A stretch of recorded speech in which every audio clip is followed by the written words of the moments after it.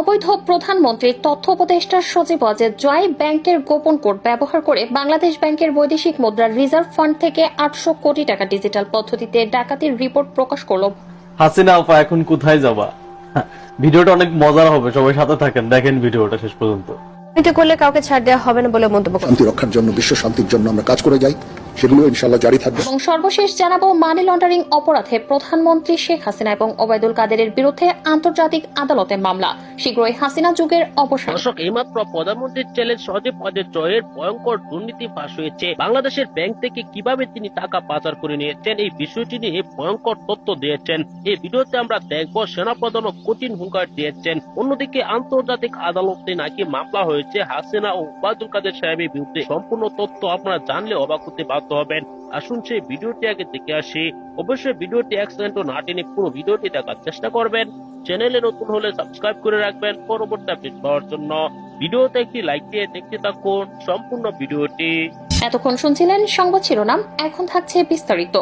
সচিব ওয়াজেদ জয় আপাতমস্তক মিথ্যায় ভরা তথাকথিত আওয়ামী কীর্তিমান। পাবলিক অ্যাডমিনিস্ট্রেশনে লেখাপড়া করলেও নিজেকে পরিচয় দেন কখনো আইটি বিশেষজ্ঞ, আইটি বিজ্ঞানী বা কম্পিউটার বিজ্ঞানী হিসেবে। বিশ্বের দুটি বেসরকারি ব্যাকগ্রাউন্ড চেক প্রতিষ্ঠানের তথ্য উপাত্তে দেখা যায় আমেরিকাতে জয় কোনোদিন কোথাও কোনো চাকরি করেনি। তাহলে প্রশ্ন ওঠে, কিভাবে জয় হাজার হাজার কোটি টাকার মালিক হয়েছেন?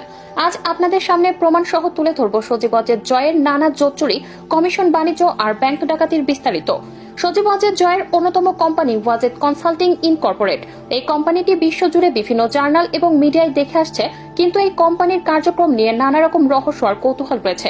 ওয়াজেদ কনসাল্টিং এর স্টেট কর্পোরেট কমিশনের আইডি নাম্বার 06339808।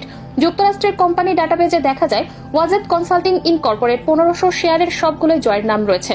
কোম্পানিটিতে জয় ছাড়া অন্য কোনো কর্মকর্তা অথবা কর্মচারী নেই। জয় নিজেই এজেন্ট এবং নিজের কোম্পানির প্রেসিডেন্ট। কেউ জানে না কি ধরনের সার্ভিস দিচ্ছে এই কোম্পানিটি।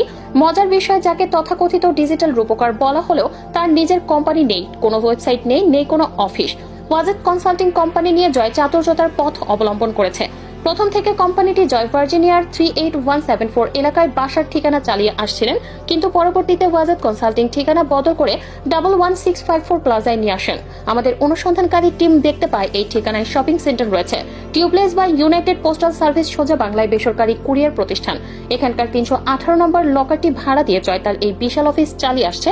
এমনকি হাস্যকরভাবে নথিতে অফিস সময় উল্লেখ করা হয়েছে সোমবার থেকে শনিবার সকাল 8টা থেকে সন্ধ্যা 6টা পর্যন্ত। 1998 সাল থেকে জয় যুক্তরাষ্ট্রের বেশ কিছু ব্যবসা বাণিজ্য শুরু করে, তার মধ্যে অন্যতম ছিল MPION ইনকর্পোরেট। সেই সময়কার প্রধানমন্ত্রী শেখ হাসিনার মাধ্যমে জয় প্রায় $8 মিলিয়ন এই কোম্পানিতে ইনভেস্টমেন্ট করে। 20 মে 1998 সালে টেক্সাসের ডালাস এলাকার 5723 ডাম্পার ঠিকানায় নোভাবিডি ইন্টারন্যাশনাল নামে একটি কোম্পানি চালু করে জয়। তখন যার ব্যবসায়িক পার্টনার ছিলেন সাইফুল আমিন ভুইয়া এবং মাহবুবুর রহমান। 2008 সালে মঈন ফখরুদ্দিনের মাধ্যমে শেখ হাসিনার ক্ষমতায় আসার পরপরই 2009 সালে blue ridge investment and finance নামের একটি কোম্পানি চালু করে Joy. Company state corporation commission আইন নাম্বার S269707। এই কোম্পানির মাধ্যমে মার্কিন তেল কোম্পানি শেভরনকে বিনা টেন্ডারে 12 বিলিয়ন কাজ পাইয়ে দিতে তৌফিক এলাহি ও জয় দুজনে মিলে $5 বিলিয়ন ঘুষ নিয়েছে। এছাড়া SM global servicing company TDS number 1982061117, যা মার্টিনসের 4823 বাড়ির ঠিকানায়। এই কোম্পানিটি চালু করে ডিজিটাল ডাকাত জয়। এই কোম্পানির মাধ্যমে তার অবৈধ VOIP ব্যবসা পরিচালিত হয়। 2902 কোটি টাকা ব্যয়ে নির্মিত বঙ্গবন্ধু স্যাটেলাইট প্রজেক্ট থেকে $42 মিলিয়ন, যা বাংলাদেশি টাকায় 353 কোটি টাকা কমিশন বাণিজ্য হিসেবে পেয়েছে সচিব Wazed Joy. Space express partnership international যৌথ প্রজেক্ট একটি বিয়ার কোম্পানির মাধ্যমে জয় টাকা গ্রহণ করেছে। এমনকি অবৈধ কমিশন বাণিজ্য প্রাতিষ্ঠানিক রূপ দেওয়ার জন্য 31 জুলাই 2018 সালে গাজীপুর উদ্বোধন করা হয় সচিব ওয়াজেদ জয় গ্রাউন্ড স্টেশন। দেশের উল্লেখযোগ্য কয়েকটি খাত থেকে জয়ের শুধুমাত্র কমিশন বাবদ লুটপাটের যে তথ্য পাওয়া গিয়েছে তা হল বিদ্যুৎ এবং জ্বালানি খাত থেকে 26,000 কোটি টাকা, ভিআইপি খাত থেকে 9,500 কোটি টাকা, সরকারের তথাকথিত ICT উপদেষ্টা হিসেবে প্রতি মাসে বেতন 1,60,00,000 টাকা হিসেবে 15 বছরে 480 কোটি টাকা, রাশিয়া থেকে $1 বিলিয়ন অস্ত্র কেনার কমিশন বাবদ 120 কোটি 40 লক্ষ টাকা, আন্তর্জাতিক দরমূল্যের চেয়ে 20 গুণ বেশি খরচে 60,000 কোটি টাকার পায়রা প্রকল্পের কমিশন বাবদ 8,000 কোটি টাকা, 12,000 কোটি টাকার পদ্মা সেতুর খরচ বাড়িয়ে করা হয় 35,000 কোটি টাকা। এই প্রকল্প থেকে 70 কোটি টাকা কমিশন নিয়েছে জয়। জয়ের সকল অবৈধ অর্থের তথ্য অনেকের কাছে রয়েছে, যা ইতিমধ্যে পত্রিকায় প্রকাশিত হয়েছে। অবৈধ প্রধানমন্ত্রী তথ্য উপদেষ্টা সজীব ওয়াজেদ জয় ব্যাংকের গোপন কোড ব্যবহার করে বাংলাদেশ ব্যাংকের বৈদেশিক মুদ্রার রিজার্ভ ব্যাংক থেকে 800 কোটি টাকা ডিজিটাল পদ্ধতিতে ডাকাতি করে 2016 সালের 4 ফেব্রুয়ারি জয়ের নেতৃত্বে লুটেরা বাহিনী তথ্য প্রযুক্তির অপব্যবহার করে ফিলিপাইন, শ্রীলঙ্কা ক্যাসিনোতে অর্থ পাচার করে। ফিলিপাইনে ব্লু রিবন কমিটির উদ্যোগে পরিচালিত 82 পৃষ্ঠা তদন্ত রিপোর্ট বেরিয়ে এসেছে। ভয়াবহ তথ্য রিপোর্ট অনুযায়ী বাংলাদেশ ব্যাংকে টাকা প্রথমে নেওয়া হয় আমেরিকার 4টি ব্যাংক এবং এই ব্যাংকগুলো থেকে $100 বিলিয়ন যায় ফিলিপাইনের ব্যাংকে। আমেরিকা যে সকল ব্যাংক থেকে বাংলাদেশের টাকা ফিলিপাইনে গিয়েছিল তার একটি হচ্ছে সিটি ব্যাংক। এই সিটি ব্যাংকে রয়েছে সজীব ওয়াজেদ জয়ের 4টি অ্যাকাউন্ট। আইন অনুযায়ী প্রকাশ্যে কোনো ব্যক্তি ব্যাংক অ্যাকাউন্ট নাম্বার এবং সোশ্যাল সিকিউরিটি নাম্বার জনসম্মুখে প্রকাশ করা দণ্ডনীয় অপরাধ। তাই তথ্যের কিছু অংশ অস্পষ্ট করে রাখা হলো। হাসিনা পুত্র জয়ের এই ব্যাংক ডাকাতি ধামাচাপা দিতে প্রধানমন্ত্রী অসহযোগিতা করে ব্লু রিবন কমিটিকে। ফলে বাংলাদেশের জনগণের টাকা বাংলাদেশে ফেরত আসেনি, এছাড়া সুইচ ব্যাংকে যায়। প্রধানমন্ত্রী শেখ হাসিনার একমাত্র ছেলে সজীব ওয়াজেদ জয়, যিনি যুক্তরাষ্ট্রের সজীব আহমেদ ওয়াজেদ নামে পরিচিত, তিনি বিয়ে করেছিলেন 2002 সালের 26 অক্টোবর মিশিগান অঙ্গরাজ্যে ক্রিস্টিন ওভারমায়ার নামের এক নারী আইনজীবীকে। জয় এবং ক্রিস্টিন সমবয়সী। জয়ের সাথে ক্রিস্টিনের এই দীর্ঘ দাম্পত্য জীবনের আনুষ্ঠানিকভাবে কোনো ডিভোর্সের মাধ্যমে সমাপ্তি ঘটেছে বলে আজ পর্যন্ত তাদের দুজনের কারো পক্ষ থেকে নিশ্চিত করা হয়নি। তাদের সম্পর্কে টানাপোড়েনের বিষয়টি অনেকদিন ধরেই আলোচনায় থাকলেও যেহেতু তারা অফিসিয়ালি এ ব্যাপারে মুখ খোলেনি, তাই তাদের ডিভোর্স হয়েছে এই ধরনের দাবি যদি কেউ করে থাকেন তবে সপক্ষে কোনো প্রমাণ তারা দেখাতে পারবে না। জয়ের সাথে ক্রিস্টিনের সম্পর্কের ইতি বেশ কয়েক বছর আগেই ঘটেছে। জয় এবং ক্রিস্টিনের পাবলিক রেকর্ড ঘেটে এই সপক্ষে প্রমাণও পাওয়া গেছে। অর্থাৎ তারা যদি একই ছাদের নিচে বাস করতেন তবে তাদের দুজনের পাবলিক রেকর্ডে ভিন্ন ভিন্ন ঠিকানা দেখা যেত না।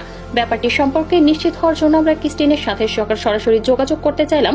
তবে আমাদের সূত্র ক্রিস্টিন এবং জয়ের সাথে ঘনিষ্ঠভাবে সম্পর্কিত আমাদের জানালো, ক্রিস্টিনের সাথে জয়ের চুক্তি হয়েছে তাতে ব্যাপারে সাংবাদিকদের সাথে কখনো সে মুখ না খোলে। আমাদের সূত্র ক্রিস্টিয়ান এর ব্যক্তিগত ব্যবহারিক হোয়াটসঅ্যাপ নাম্বারে একাধিকবার তাকে কল দেই এবং তাকে একাধিকবার টেক্সট মেসেজ পাঠিয়ে জয়ের সাথে তার সম্পর্কের বিষয়ে প্রশ্ন করি। তিনি আমাদের মেসেজগুলো সিনও করেন, কিন্তু আমাদের কোনো উত্তর দেয়নি। এক্ষেত্রে আমরা ধারণা করতে পারি জয়ের সাথে ক্রিস্টিনের আর সম্পর্ক নেই এবং এ ব্যাপার নিয়ে মিডিয়ায় মুখ খুলতেও তিনি সম্মানিত দর্শক, সম্পূর্ণ ভিডিওটি দেখলেন। এই ভিডিও সম্পর্কে অবশ্যই আপনার মূল্যবান মতামত কমেন্টে জানাবেন। দর্শক, আপনারা সকলেই জানেন বাংলাদেশে থাকেন না প্রধানমন্ত্রীর ছেলে সজীব ওয়াজেদ জয়। তিনিও বাংলাদেশের একটি গুরুত্বপূর্ণ পদে আছেন। তথ্য প্রযুক্তির উপদেষ্টা প্রধানমন্ত্রীর ছেলে সজীব ওয়াজেদ জয়, তিনি বাংলাদেশ থেকে অনেক টাকা কিন্তু বেতনও পেয়ে থাকেন।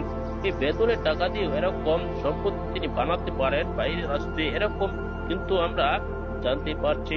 দর্শক, এই ভিডিওতে আপনারা দেখেছেন, কিছু তথ্য জেনেছেন কিভাবে হাজার হাজার কোটি টাকার সম্পত্তির মালিক হয়েছেন। এটি কি কোনো দুর্নীতি হয়েছে কিনা এটা কিন্তু এখন পর্যন্ত কোনো বড় কোনো গণমাধ্যম প্রকাশ করেনি। এই ভিডিওতে আপনারা যে তথ্যগুলো পেয়েছেন এইসব বিষয় নিয়ে আবার মতামত জানাবেন। পরবর্তী এরকম ভিডিওগুলো নিয়মিত পেতে হলে এই চ্যানেলটিকে সাবস্ক্রাইব করে পাশে থাকা বেল বাটনটি অন করে দিবেন। ভিডিওতে একটি লাইক দিয়ে শেয়ার করে অন্যদেরকে দেখার সুযোগ করে দিবেন।